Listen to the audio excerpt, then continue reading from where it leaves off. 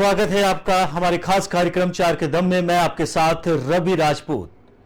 वही आज चार बड़ी खबरों पर हम चर्चा करेंगे। इन चार बड़ी खबरों के विषय में आपको हम एक एक बारीकी से रूबरू कराएंगे जो आज दिन भर चर्चा का विषय बनी हुई है। तो आपको बताते चले कि महागठबंधन को लेकर नीतीश कुमार का बयान सामने आया है। 23 जून को बिहार के पटना में महागठबंधन की एक बड़ी रैली है जिसमें विपक्ष के तमाम बड़े नेता नजर आएंगे। उसके पहले ही सीएम नीतीश कुमार ने यह बयान दिया है और यूसीसी यानी कि सामान्य नागरिक संहिता पर भी उन्होंने आज जवाब नहीं दिया। तो इसके विषय में भी आपको एक एक बात बताएंगे। वहीं आपको बता दें कि मणिपुर हिंसा का आज 48वां दिन है, यानी कि कुल 48 दिन हो गया। मणिपुर हिंसा के आज 48 दिन हो गए, लेकिन हिंसा थमने का नाम नहीं ले रही। कुकी और मैतेई समुदाय के बीच में यह हिंसा लगातार बढ़ रही है। आए दिन हिंसा में कुछ हद तक रोक आती है, लेकिन उसके बाद फिर से यह हिंसा भड़क जा रही है। आपको बताएंगे कि आखिर मणिपुर हिंसा में किन किन जिलों में आखिर यह हिंसा प्रभावित है, अभी कहां कहां हिंसा के आसार हैं। वहीं आपको बता दें कि कुल मिलाकर देश के 16 राज्यों में जीएसटी फ्रॉड के केस सामने आए हैं। लगभग 30,000 करोड़ का फ्रॉड, सबसे बड़ा फ्रॉड, यानी कि वहीं यूपी पूरी तरीके से, यूपी का नोएडा और कानपुर इसमें शामिल है। जीएसटी फ्रॉड हुआ है, आपको बताएंगे आखिर। वहीं चौथी खबर, गुजरात के बाद अब बिपरजॉय पूरी तरीके से राजस्थान में अपना असर दिखा रहा है। राजस्थान में कई ऐसे बाड़मेर या फिर जैसलमेर के कुछ स्थानीय मार्केटों में बने हॉस्पिटल्स के अंदर पानी घुस गया। बिपरजॉय का क्या कुछ असर है, ये नहीं आज चारों खबरों के विषय में आज दिन भर जो चर्चा का विषय बनी हुई है।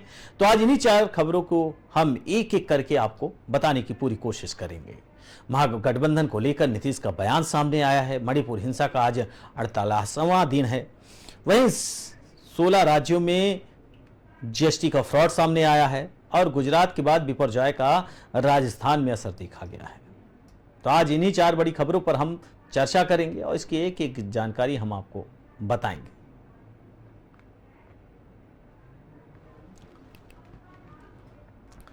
बढ़ते हैं पहली खबर की ओर, जहां बिहार के मुख्यमंत्री नीतीश कुमार ने समान नागरिक संहिता यानी यूसीसी पर पूछे गए सवाल पर अजीबोगरीब जवाब दिया है। बिहार की राजधानी पटना में पत्रकारों ने नीतीश से जब यूसीसी पर सवाल किया तो उन्होंने कहा कि बहुत गर्मी है, सब अब बाद में बात करेंगे, अभी बहुत गर्मी है।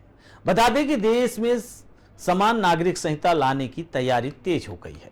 22वें विधि आयोग यानी कि लॉ कमीशन ने समान नागरिक संहिता पर आम जनता से विचार विमर्श की प्रक्रिया शुरू कर दी है। आयोग ने जनता, सार्वजनिक संस्थान और धार्मिक संस्थानों के अलावा संगठनों के प्रतिनिधियों से 1 महीने में इस मुद्दे पर राय मांगी गई है।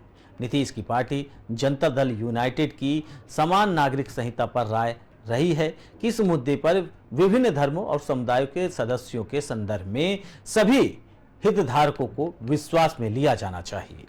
पार्टी प्रवक्ता केसी त्यागी ने नीतीश कुमार के 2017 के तत्कालीन विधि आयोग के अध्यक्ष BS चौहान को लिखे पत्र का हवाला दिया।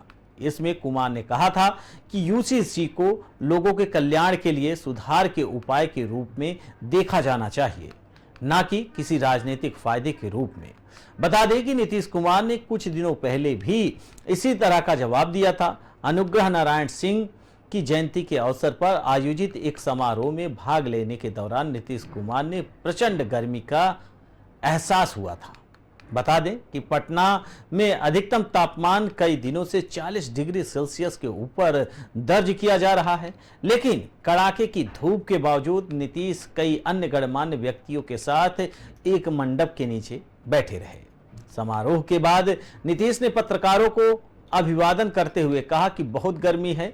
हालांकि एक निजी कर्मचारी मुख्यमंत्री के सिर पर छाता लिए उनके बगल में खड़ा था। बीजेपी विरोधी विपक्षी दलों के नेताओं की बैठक आयोजित करने जा रहे नीतीश ने समान नागरिक संहिता से संबोधित सवाल पर कहा कि कुछ समय बाद इस मामले पर बात करते हैं, आज बहुत गर्मी है। इस तरह पर सवाल को वो टालते नजर आए। लेकिन सवाल यही है कि आगामी 23 जून को बिहार के पटना में महागठबंधन की रैली है उसके पहले नीतीश कुमार लगातार पत्रकारों से वार्ता करते हुए अन्य सवालों से बच रहे हैं, लेकिन गठबंधन को लेकर वो बखूबी जवाब दे रहे हैं। उनका कहना है कि बिहार का पटना महागठबंधन का गवाह बनेगा, इतिहास बनेगा। महागठबंधन पूरी तरीके से बिहार के पटना में तमाम राजनीतिक दल के बड़े नेता विपक्ष के पटना पहुंचेंगे 23 तारीख को, और उसके बाद बीजेपी भारतीय जनता पार्टी को पता चल जाएगा कि आखिर विपक्ष पूरी तरीके से एक है।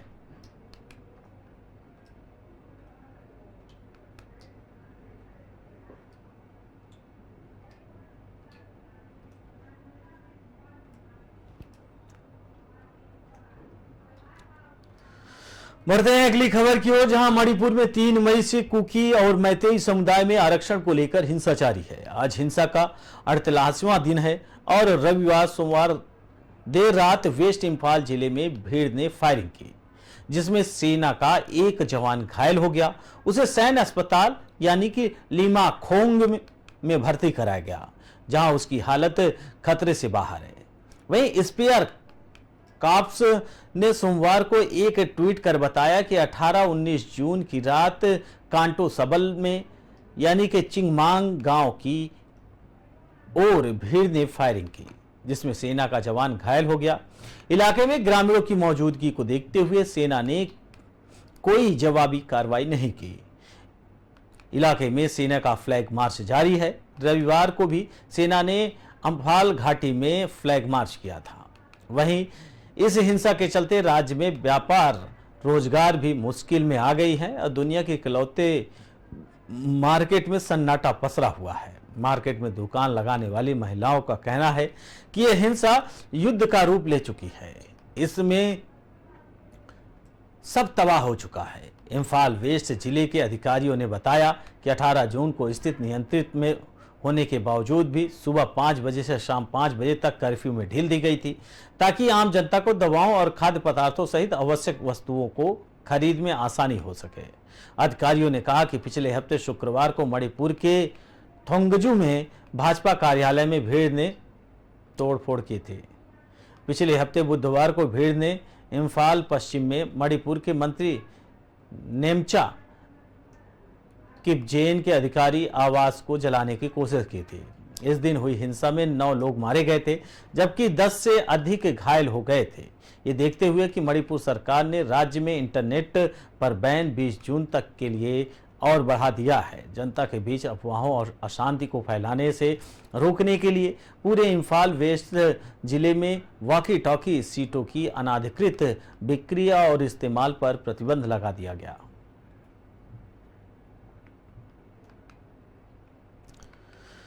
वहीं आपको बता दें कि मणिपुर हिंसा को लेकर लगातार राजनीतिक पार्टियां भी और वहां के मुख्यमंत्री बीरेन ने भी पूरी तरीके से हिंसा को कंट्रोल करने की बात कही, लेकिन मैतेई और कुकी समुदाय के बीच ये हिंसा लगातार बढ़ रही है।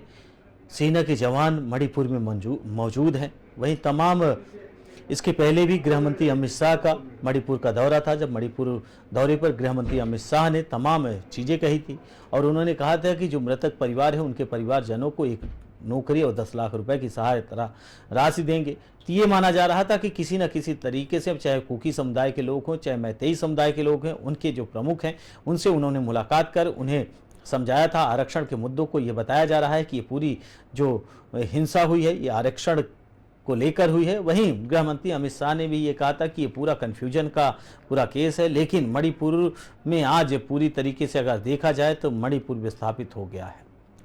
कई हजार लोग अपने घरों को छोड़कर बेघर हो गए हैं। भारी संख्या में लोग मारे गए हैं, लोगों का घर छीना गया है, लोग पूरी तरीके से इस हिंसा के शिकार हुए हैं। कई ऐसे परिवार हैं जो पूरी तरीके से निस्तनाबूद हो गए हैं। इस हिंसा के पीछे बताया जा रहा है कि वहाँ की स्थानीय चाहे कुकी समुदाय के लोग हों चाहे मैतेई समुदाय के लोग हैं, इसके पीछे के उनके प्रमुख जिम्मेदार हैं। फिलहाल अब हिंसा को लेकर लगातार सेना सर्च ऑपरेशन और फ्लैग मार्च भी कर रही है। वहीं मुख्यमंत्री भी लगातार लोगों को समझाने की कोशिश कर रहे हैं, लेकिन फिलहाल आज हिंसा का 48वां दिन है, जिसको ये माना जा रहा है कि 48वें दिन भी हिंसा ने अपना वही रूप पकड़ रखा है।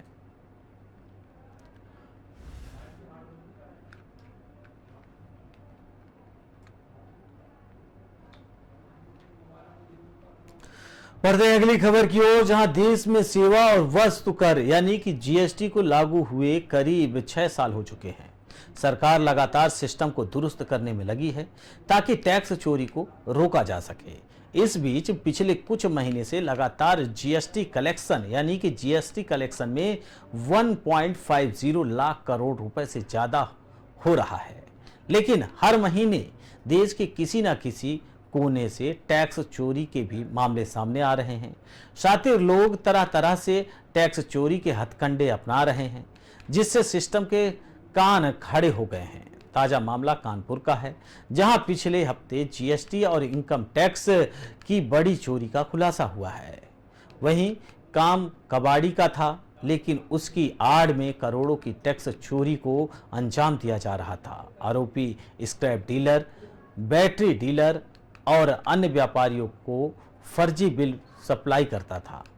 इन फर्जी बिलों में वह जिन लोगों से सामान की खरीद दिखाता था वह और कोई नहीं बल्कि रिक्शे वाले और कबाड़ उठाने वाले जैसे गरीब तबके के लोग थे, जिसके बाद फर्जी आईटीसी क्लेम और जीएसटी में रिवेट भी शामिल थे।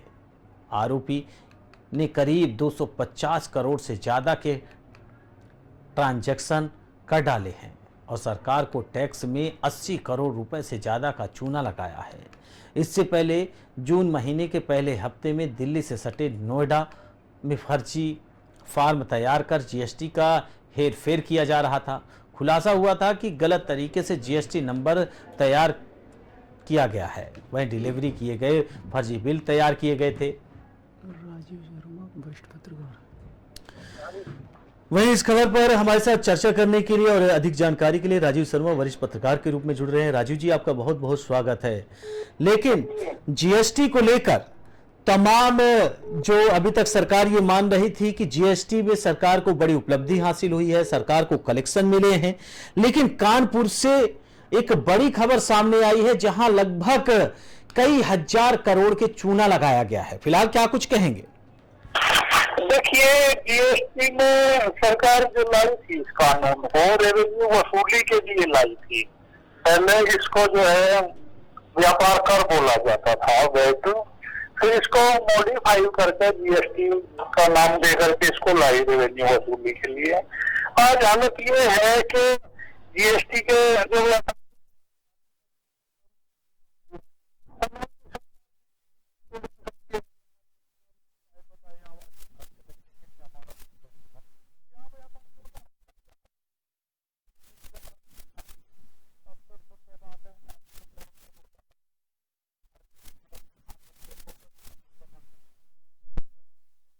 चोरी करते हैं, करोड़ों की चोरी पकड़ी जा रही है, तो इसमें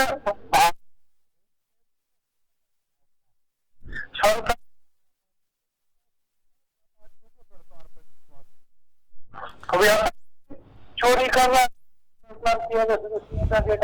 शर्मा जी सवाल ये है कि कानपुर में पिछले हफ्ते जीएसटी यानी कि इनकम टैक्स की बड़ी चोरी जो आई है, उसके बाद ये माना जा रहा है कि इस चोरी में लगभग करोड़ों रुपए की सरकार की जो इनकम थी, जहां टैक्स मिलना था, उसे नहीं दिया गया और ये सिर्फ और सिर्फ एक कबाड़ी ने किया। इसके पीछे का कारण हम आपको बताते चले कि अन्य जो व्यापारी थे जी यही इनकम टैक्स की चोरी है। दोनों अलग अलग चीजें हैं, दोनों चीजें अलग अलग है। आप करेक्ट करिए, चोरी इनकम टैक्स की है या जीएसटी की है?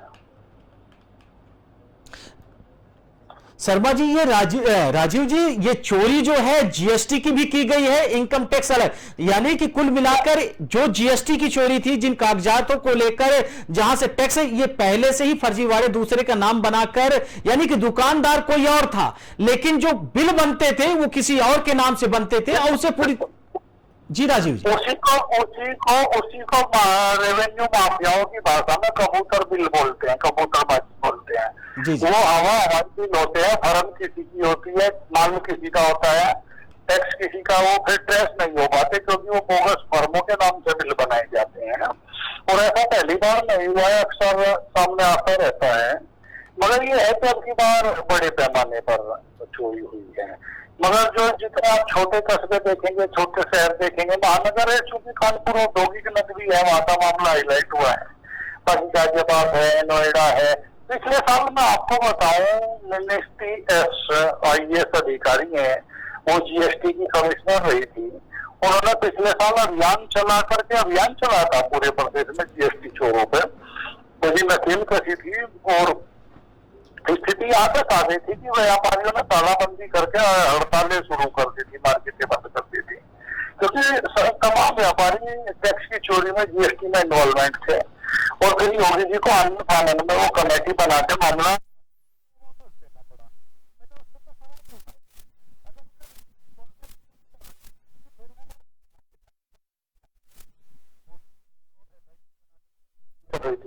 मैं वापस कर दी। और अगर वो टीम गलत कर रही थी तो उनको दंडित तो नहीं किया गया।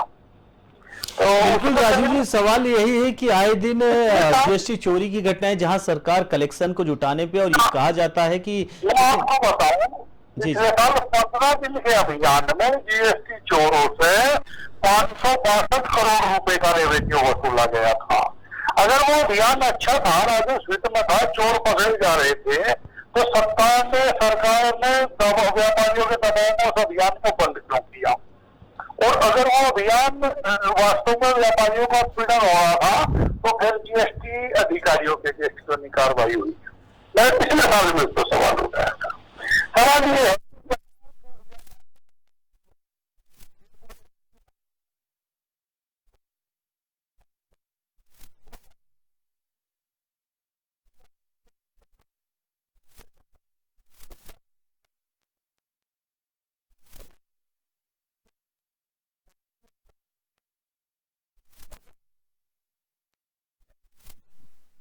बिल्कुल। फिलहाल राजीव जी, आप हमारे साथ जुड़े, आपको बहुत बहुत शुक्रिया।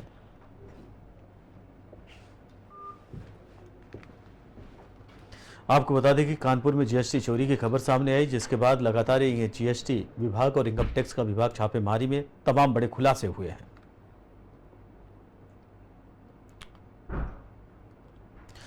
बढ़ते हैं अगली खबर की ओर, जहां गुजरात के बाद चक्रवात बिपरजॉय का सबसे ज्यादा बुरा असर राजस्थान पर नजर आ रहा है। यहां के कई इलाकों में लगातार बारिश हो रही है। भारी बारिश के यहां के चलते नदी नाले उफान पर हैं। जालोर में लगातार 36 घंटे की बरसात से हालात बिगड़ गए हैं। इसके अलावा सिरोही और बड़मेर में भी बाढ़ जैसे हालात हैं। वहीं साइक्लोन बिपरजॉय के असर से हुई भीषण बारिश में अजमेर से लेकर पाली तक के इलाकों में पानी में डूब गया है।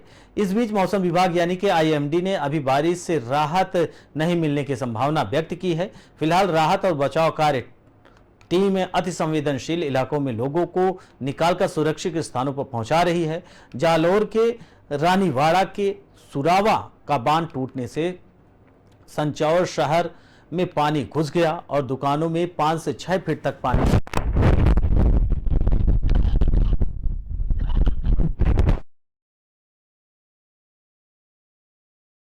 बारिश की वजह से बड़ी बर्बादी हुई।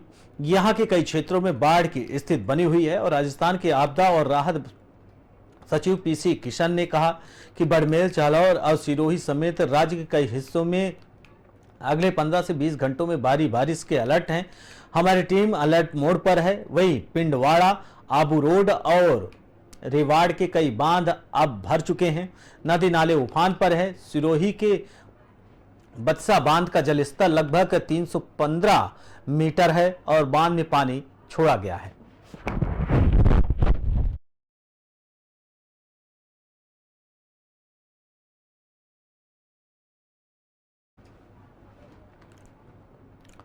फिलहाल इस बुलेटिन में हमारे साथ इतना ही। बाकी देश दुनिया की तमाम बड़ी खबरों से जुड़ने के लिए देखते रहिए P News। नमस्कार।